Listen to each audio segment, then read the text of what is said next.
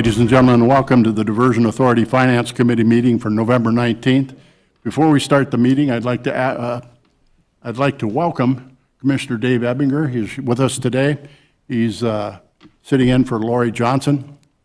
So welcome, Dave. Good to have you with us. Thank you, Mayor. We call the meeting to order. Don, would you please call the roll? Mayor Dardis. Here. Mayor Mahoney. Yes. Mayor Carlson.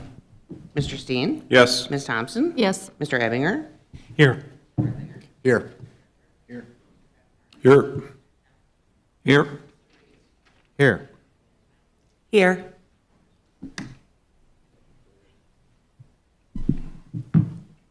Don, did you take note that Mayor Carlson? Yes, I did. Thank you. All right, very good.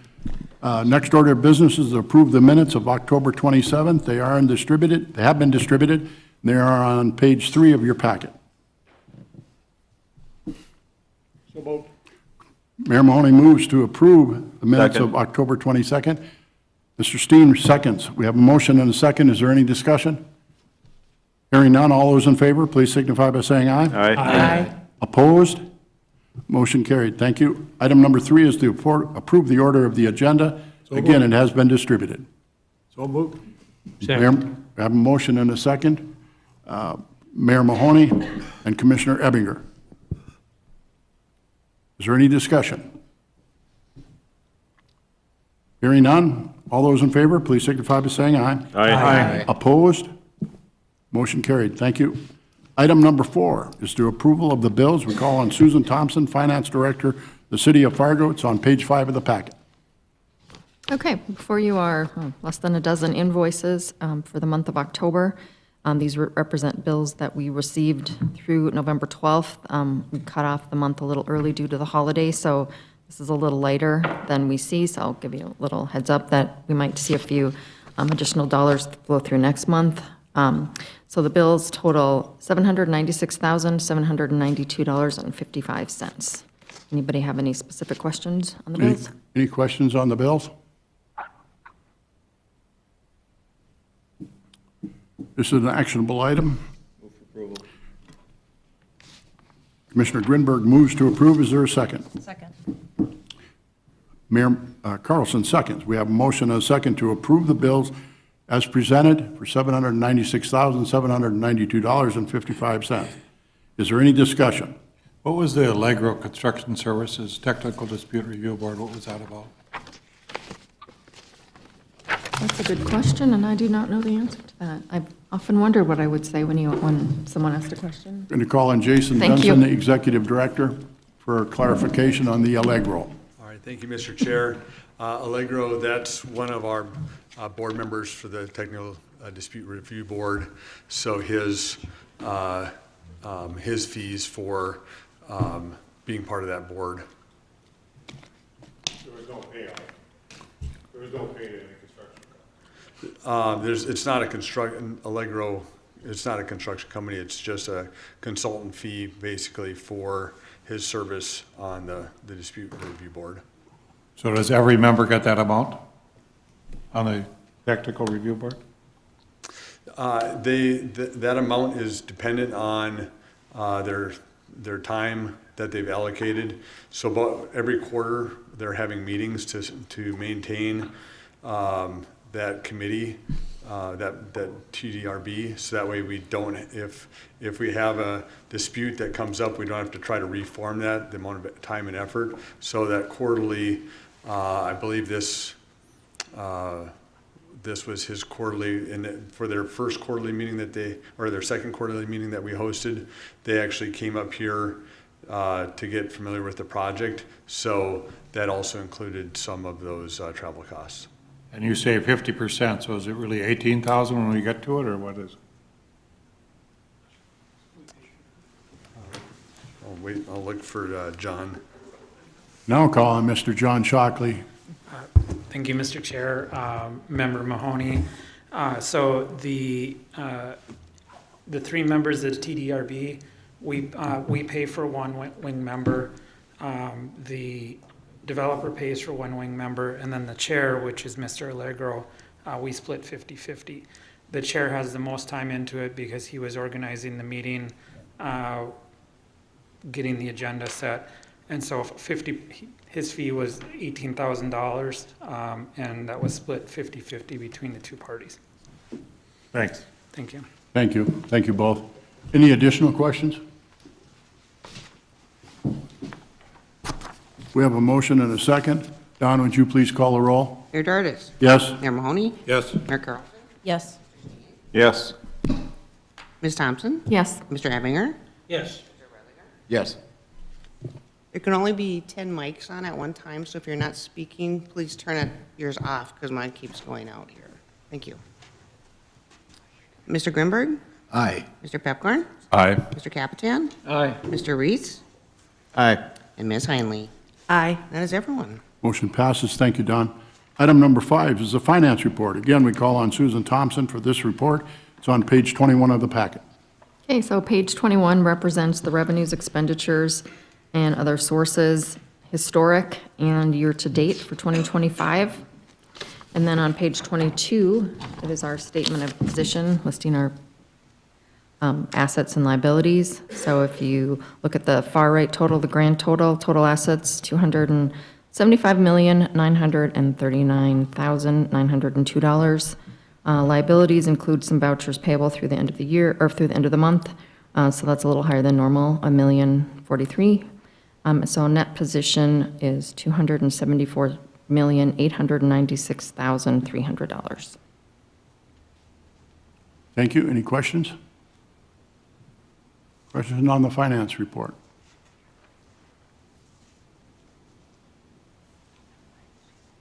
Again, this is an actionable item. Commissioner Grinberg moves for approval. Is there a second? Second. Commissioner Ebinger seconds. We have a motion and a second to approve the finance report as presented by Susan Thompson, $274,896,300. Is there any discussion? Hearing none. All those in favor, please signify by saying aye. Aye. Opposed? Motion carried. Thank you. We move on to item number 6. Item number 6 is a cash budget report. We call on Jason Benson, Executive Director. It's on page 46 of the packet. All right, thank you, Mr. Chair and committee members. Our annual revenue stats, again, just as a reminder, the sales tax is always lagging because we receive those a month or two after the month that we're in. When we look at different funding sources, that legacy bond fund draw, that is our last, we've made our last draw, so that's complete. And then on the WIFIA draws, the 234,000 or 234 million, that was anticipated based on us expending more on the P3 through their ICE completion. At this time, we don't anticipate doing any WIFIA draws in 2025, but we are planning on expending all of that in 2026. If there's any questions on that? Questions for Mr. Benson? All right, if not, we can go to Please continue. the revenues or the expenditures. Again, as with the revenues, we're staying pretty well on target. I think the big one up on top is where there's some differences, that milestone payments to the developer. Based on the settlement agreement, we have paid out $96 million at this point, with $137 million remaining. We don't anticipate that we're going to expend that $137 million. We do plan on expending some additional funds over the next month and a half as we get additional IC completions through the developer, but that's probably more in the 5, 10, 20 million. It's not, we won't expend that whole 137 million. Outside of that, when we look at lands, on the lands, we've expended 23 million. We do expect to expend a few more as we've gone to trial on several of our eminent domain cases, very successful in those trials, and so we are doing some out-of-court settlements at this time, and hopefully that continues as it's better for everybody and cheaper for all of us from the legal fee standpoint to have those settled out of court. Outside of that, if there's any questions on this. On your milestone payments to the developer, That represents 80% of the invoices that they've submitted. There's a holdback of 20%, is that correct? It's actually kind of broken into two elements. As per the technical requirements in the agreement with RVA, is that they don't get milestone payments until they're 100% complete with everything, and it's been submitted through the ICE process. Through the settlement agreement, however, we have set aside $90 million that they can receive through that 80% completion. So if they've got a project component that's 80%, they can submit that. The total cumulative of those 80% complete projects is $90 million.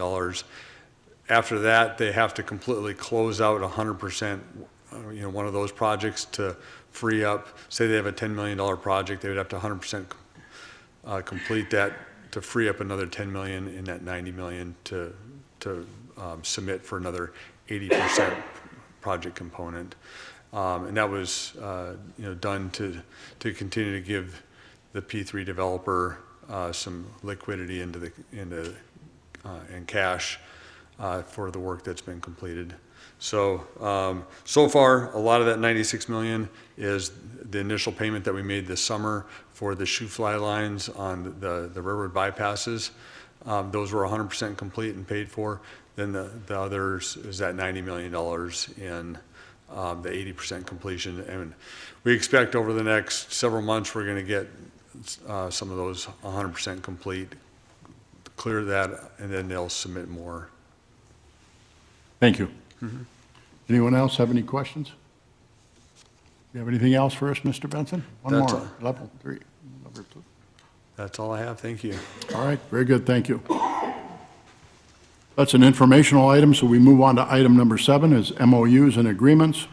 We call on Mr. Shockley. He has items A and B to discuss with us today. It's on page 53 of the packet. Thank you, Mr. Chair. Two agreements. One is an amendment to an existing MOU with Cass Rural Water Users District. As the board or the committee may recall, the authority had entered into a MURA with Cass Rural Water Users District regarding relocation and reconstruction of some impacted infrastructure. There is a well field that is just to the south of the southern embankment. Originally, it was contemplated that the wells would be relocated on top of an heightened embankment. The engineers can discuss in more full detail, but that was the original concept. Since that time, the concept has been changed to have the well field located inside of a levee. And so the amendments to the MURA reflect changing the concept of the project from elevating the wells to surrounding them with a levee. You'll see on your agenda later on under item 8C is actually the bid award for the component of the project that was involved in the levee construction. I can answer any questions regarding that item or move on to the next one if you'd like, Mr. Chair. Any questions on the first item A, 7A? All right, please continue. Oh, excuse me, Mayor John, Mahoney. does that decrease the price then? If you didn't have to lift it up and just doing levies, it'll be a cheaper price? I do not know. I'd have to defer to the engineering team. They're telling me it's a wash between the two. There's no price difference. Please continue. Thank you, Mr. Chair. The second item is sort of an interesting agreement. As part of the project, there are some historic log cabins that are located within the UMA area. Those properties are historic in nature and recognized by the Corps and the SHPO process of having value to the community and cultural and historical significance. As such, you can't really have them continue to be located in the UMA and subject to inundation when the project is operational. As many of you may be aware, Rolog Steam Threshers has a historic village in which they have different historic structures included. They'd expressed interest in taking possession of the log cabins and including that in their living museum. And so this is an agreement where those log cabins will be relocated from their site to the Rolog site, and Rolog is granting permission to move the cabins to their site. As part of the project and as part of NEPA, the cabins would have to be relocated, so this is a positive in that the cabins and the history part of the cabin stays in the area and will become part of Rolog. So happy to answer any questions, but it's an interesting agreement and preserves some history of the area. Thank you. Questions? Anyone? Okay, this is an actionable item. We can take them separately or together. Commissioner Grinberg moves to approve 7A and 7B. Is there a second? Second. Mayor Carlson seconds. We have a motion and a second to approve items 7A and 7B. Is there any discussion? Just would change Rolog to Rolog, it's two Ls. I thought Mayor Carlson would make an adjustment. I noted that yesterday, but it didn't make the important list, I guess. Our apologies to the Rolog folks that there's a misspell. Is there any further discussion? Don, would you please call the roll? Mayor Dardis. Yes. Mayor Mahoney. Yes. Mayor Carlson. Yes. Mr. Steen. Yes. Ms. Thompson. Yes. Mr. Ebinger. Yes. Mr. Redlinger. Yes. Mr. Grinberg. Aye. Mr. Pepcorn. Aye. Mr. Capitan. Aye. Mr. Reeds. Yes. And Ms. Heinley. Aye. That is everyone. Thank you, Don. Item number 8, Diversion Authority Board Approval Contracting Actions. We call on Chris Backegaard, engineer for the Metro Flood Diversion Authority. We have items 8A, B, and C. Chris? Thank you, Chair Dardis, members of the Finance Committee. Yeah, we have 3 items for your consideration today. The first is a Master Services Agreement extension for Program Advisor Services, excuse me. That's the contract we have with Martin Nicholson. That task order is up at the end of this year. So we're looking to extend that for 3 years to December 31st of 2028. My understanding, it was just minor administrative updates to that, so it's really just an extension of time and updating any minor names and dates and those things in the agreement. The second item is the task order amendment for the 2026 budget for Program Advisor Services. Again, this is an hourly contract, time and materials or time and expenses for travel. That budget item is $500,000 as laid out there. That's in line and consistent with what that contract has been for the past several years. I don't know, Mayor Dardis, those two kind of link together. I can certainly talk about the third one if you want now, or if you wanted to consider the two related to Program Advisor Services, and then we can cover the bid opening. Let's handle the third one. Go ahead. Okay, sounds great. The third one is, as John mentioned a minute ago, is the first of 2 remaining bid openings for the Casserole Water Site. This is to start some work to add a couple of additional wells to the field. So this work, we wanted to get going. We can do that work over the winter. There will be a larger contract coming in the spring to do the actual levee construction work around both the treatment plant and the well field itself. Again, we received 3 bids on this project. The low bid was about 10% over the engineer's estimate at $299,550. Based on our evaluation of the bids, they're reasonable. Most of the cost differentials were in mobilization, which is hard to estimate, and so that's where the difference came from. Most of the unit price items were very much in line with what our engineer's estimate was. So our recommendation is to award this project to the low bid of Steffel Drilling and Pump for the $299,550. So with that, I can stand for any questions the Any committee might questions? have. Questions on 8A or B, which are tied together, or item 8C? Anyone? Approve all 3. I have a motion to approve all 3 items A, B, and C. Is there a second? Second. Commissioner Capitan seconds. So we have a motion to approve items 8A, B, and C. Is there any discussion? Hearing none, Don, would you please call the roll? Mayor Dardis. Yes. Mayor Mahoney. Aye. Mayor Carlson. Yes. Mr. Steen. Yes. Ms. Thompson. Yes. Mr. Ebinger. Aye. Mr. Redlinger. Yes. Mr. Grenberg. Aye. Mr. Pepcorn. Aye. Mr. Capitan. Aye. Mr. Reeds. Yes. And Ms. Heinley. Aye. That is everyone. Thank you. The motion passes. Item 9 is other business. Next order of business is 9A, which is the 2026 draft budget, cash budget, excuse me. Call on Paul Barthol. Thank you, Mr. Chair, members of the committee. We have again updated the draft cash budget. This is version 3. As Executive Director Benson explained, we have gone through and updated the milestone payments, comparing that to what we expect to pay out this year, next year. So you'll see a significant increase in that amount there. There are a couple other areas that we have done the forensics here at the end of the year to try and make sure that we have covered what is going to be expended this year versus next year. One of those areas is the MOUs and work that will be done underneath those MOUs. So you're seeing a pretty significant increase under that third-party MOUs. Basically, this is commitments that we had. If you see this year, we had budgeted about 37 million in that, and under the township and city MOU agreements, very little has been spent on that, so the majority of that is being pushed to the right into 2026.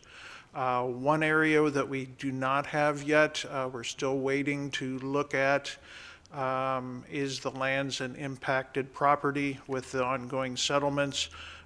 We have a meeting with the Director of Lands and Compliance first of the month of December, and so we'll have that finalized. Our intent is to bring the final budget to you at the December meeting. However, if you notice there, we are just under $1 billion, and with the anticipated changes, moves that way, my gut feeling is that we will be over that $1 billion mark by next month. So if you scroll down, I know that's a lot to swallow. Looking at that amount. However, as Executive Director Benson noted before, we have not spent any WIFIA funds to date. So we do have the full 549 million in WIFIA draws available. And then there's also an inclusion in there of temporary sales tax bonds. That is being anticipated to subordinated sales tax bonds to, because of the amount of the expense next year, the income, the revenues from the sales tax aren't able to cover, and so we want to make sure that we're not short next year. And so we've included those temporary sales tax bonds. However, before we bring those and start to use those and bring those forward, we will bring that to the committee for your approval to authorize those bonds. I just wanted to note that it's there, and we're utilizing them to make sure that our funding sources do match our expenditures. Any questions? Yes, Mr. thank you, Steen. Paul. Say, just a clarification, so the 996 this year, or this version 3 versus 943 is about a 50 some odd million dollar increase.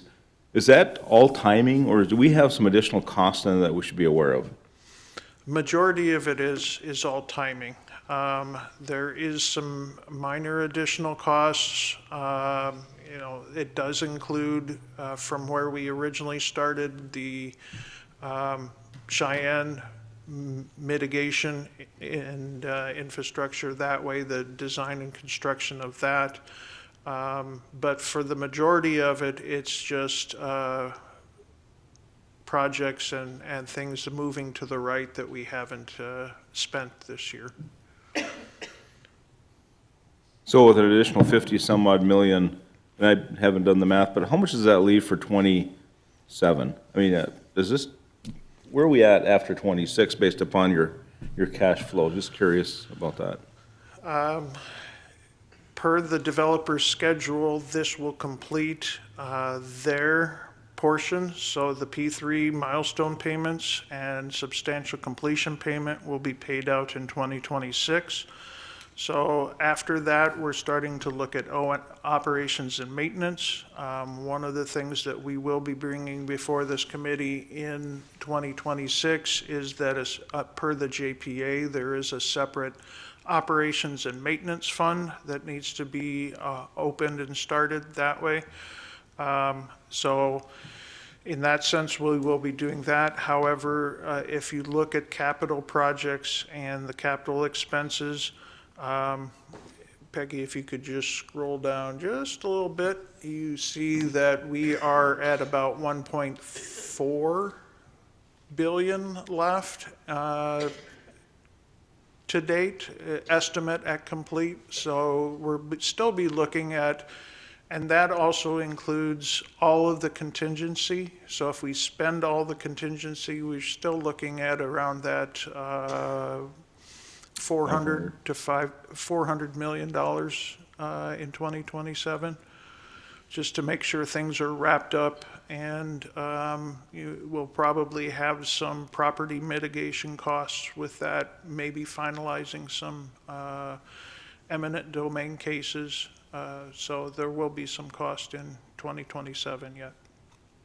Commissioner Steen? One last question, thank you, Paul, so we've always seemed to over budgeted and underspent every single year in this project. So what's the plan for the temporary sales tax bonds? At what point do you determine we have to pull the trigger and bring that money in? Because it's obviously going to add significant interest costs once you do that. So I'm just curious what's going to be the trigger point you said, hey, we've got to go ahead and issue these 220 based upon the history of our spending. Mr. Chair, Mr. John Shockley, legal counsel, will address the question. Member Steen, we're actually starting on the process of getting ready to issue the subordinated sales tax based upon the projected spend from the developer, because that's their schedule of payments. And so we can't not have the money available. The ultimate decision to, as I like to say, to pull the trigger when we actually go to market would be April or probably March or April. And so by that time, we hope to have better evidence of if we think that the milestone payment will be due. As for interest costs, the market is actually favorable right now for a shorter-term 5-year bond issue. In talking with our financial advisor, thinking the bonds will price in at around 3.14% interest. And so it's actually a decent time period to do some temporary borrowing. As part of that, you'll recall earlier this year, the chair had the 4 legs of the stool for the financial plan. The subordinated sales tax bond would have what are called special redemption features. So as additional funding sources have fidelity, we could call potential portions of that temporary sales tax bond and pay it down without penalty. So long answer, but the short answer is we'll make the decision, and we'll bring the decision to the board in March or April regarding if we need to issue that subordinated sales tax bond. Additional questions, Commissioner Grinberg.